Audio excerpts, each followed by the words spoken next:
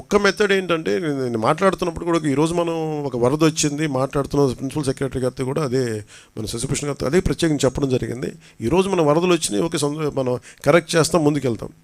కానీ preventive methods it should be like environment and forest and environment government of India ఎలా పనిచేస్తాం అలా పనిచేసి ప్రతిదీ everything should be on record. ఉదాహరణకి మీ శాటిలైట్ ఇమేజరీ ద్వారా ఇప్పుడు బుడమేరు ఇలా వస్తుంది అంటే ఈ చుట్టుపక్కల మొత్తం అట్లీస్ట్ ఇప్పుడు ఎంత ఆక్యుపేషన్ గురైంది, లేదంటే ఇది సహజ స్థితి ఒక రెడ్ మార్కర్ పెట్టి దానికి కలర్ కోడ్ పెట్టి ఇది ఇక్కడ దాకా రావాలి, ఇక్కడ దాకా దీని స్టార్టింగ్ పాయింట్ ఇది, దీని పాయింట్ ఆఫ్ ఇన్సెప్షన్, దీని ఎన్ని రీచింగ్ పాయింట్ ఇది, ఈ మధ్యలో ఎన్ని గ్రామాలు ఉన్నాయి, ఎన్ని పంచాయతీలు ఉన్నాయి, ఎన్ని మున్సిపాలిటీలు ఉన్నాయి, ఎంత వైలేషన్ జరిగింది, ఇవి ఫోటోగ్రాఫ్ తీసి ఒకటి హైబ్రిడ్ అంటే ఒక పర్సియస్ మెథడ్స్ అవ్వచ్చు, కొన్నిసార్లు కంపెన్సేషన్ పే చేసి వాళ్ళకి ఆల్టర్నేటివ్ చూపించి చేయొచ్చు. ఏదో ఒక 2-3 అంటే మన హైడ్రాలాగా ఒక్కటే మనకి నాకు తెలుసు పనిచేస్తుంది నేను అనుకోవట్లేదు, ఎందుకు కోర్ట్స్కి వెళ్ళినప్పుడు ఎన్ని ఉంటాయి. బట్ ఏ సంథింగ్ ఒక హైడ్రా అనేది ఖచ్చితంగా అలాంటి యాక్షన్ ఖచ్చితంగా ఉండాలి, అది ఒకటి ఖచ్చితంగా ఉండాలి. చాలామంది మనకి చూస్తే చెరువులు ఆక్యుపై చేశారు, చాలామంది నాయకులు ఆక్యుపై చేశారు. అవి ఎలా కొట్టాలి, వాళ్ళకి కూర్చోబెడితే ఎవ్రీవన్ ఈజ్ పవర్ఫుల్ ఆ ఏరియాల్లో. సో వాళ్ళని కూర్చోబెట్టి కొంత కన్విన్స్ చేయాల్సి వస్తే వాళ్ళని విల్ఫుల్గా మన భూదాన్ మూమెంట్ లాగా వాళ్ళ సొంత భూములు ఇచ్చారు, మన భూములు మనకి భూదాన్ మూమెంట్. అలాగా వీళ్ళు చేసిన వయలేషన్స్ని వీళ్ళే స్వచ్ఛందంగా ఒప్పుకొని బయటికి వెళ్ళిపోయి ఇల్లు వాళ్ళే కూలు కొట్టేసుకోవటం, అలాంటిది ఒక మెథడాలజీ. లేదంటే మిడిల్ క్లాస్ ఉంటారు, వాళ్ళు తెలియదు, వాళ్ళ అపార్ట్మెంట్ లేదు, డబ్బులు దొరుకుతుంటే ఇల్లు కట్టేసి ఉంటారు, వాళ్ళు నలిగిపోతారు. సో వాళ్ళకి ఏం చేయాలి, ఇట్లాగే చాలామందిని ఒక హ్యూమనిటేరియన్ ఆస్పెక్ట్ కూడా దీంట్లో చూడాలి. చాలామంది వాళ్ళు రిటైర్మెంట్ డబ్బులన్నీ పెట్టి వచ్చిన అపార్ట్మెంట్ కొనుక్కుంటారు.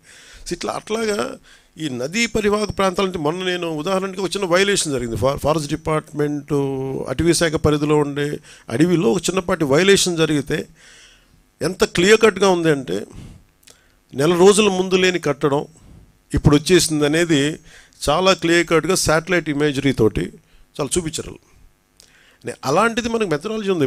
కర్ణాటకకి వెళ్ళినా ఈవెన్ ఒక చెట్టు పడిపోతే తేడా తెలిసిపోద్ది, అంత మానిటరింగ్ ఉంది. Remote sensing, national remote sensing agency మన శాటిలైట్స్ ద్వారా. అలాంటిది ఏదో మనం దాన్ని వాడుకొని సో వాటితోటి మనం ఒక డేటా తీసుకొని ఆ సంబంధిత అధికార యంత్రాంగానికి కావచ్చు, పంచాయతీ వ్యవస్థలకు కావచ్చు, లేఅవుట్లు వేసేస్తున్నారు. ఆ లేఅవుట్లు అది నదీ పరివాహక ప్రాంతాల్లో ఉన్నాయో లేదు ఇవన్నీ చూసి బాధ్యత పెట్టాలి అందరికీ. అందరూ కూర్చొని it is not just position of ఒక ముఖ్యమంత్రి గారు లేదంటే దాని పక్కన ఉన్న సంబంధిత వ్యక్తులు కాదు, అందరికీ ఆ బాధ్యత అందరికీ ఇది తీసుకోవాలి. దాన్ని రైట్ ఫ్రమ్ పంచాయత్స్ నుంచి ఈ బాధ్యత తీసుకోవాలి లేఅవుట్స్ వేసేటప్పుడు. అలాగే లోకల్ పొలిటికల్ లీడర్స్ కూడా ఇప్పుడు వాళ్ళు ఆలోచించాలి. ఇలాంటి ఇల్లుని మనం ఎంకరేజ్ చేస్తే భవిష్యత్తులో మనకి ఏం జరగబోద్దు అనేది అందరూ తీసుకొని అధికార యంత్రాంగాన్ని భయపెట్టేసిన తర్వాత ఎవరికాళ్ళు ఒక ఏమంటుందని దాని కైండ్ ఆఫ్ మజిల్ పవర్ తోటి నెట్టుకుని వెళ్ళిపోతే వచ్చిన సమస్యలు ఇవన్నీ. అలాంటివి చేయాలంటే we have to empower bureaucracy, we have to tell them it is their right to why they should stop it. వాళ్ళకి ఎందుకు కట్టకూడదు అనేది మనం ఎంపవర్ చెయ్యి.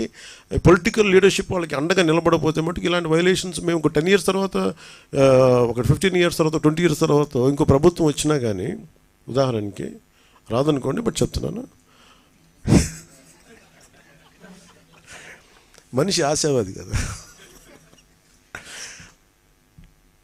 సో వాళ్ళకు కూడా ఇబ్బంది, అంటే మాకు కూడా భవిష్యత్తులో అందుకే ఇప్పుడు నేను కరెక్ట్ చేయాలనేది మేము చాలా నిబద్ధతతో అనుకుంటున్నాం. సో అందుకని ఎలా చేయాలనేది మీకు తెలియజేస్తాం. మనం అందరం ఇన్ఫర్మేషన్ షేరింగ్ చేసుకుంటాం ఖచ్చితంగా మీతోటి.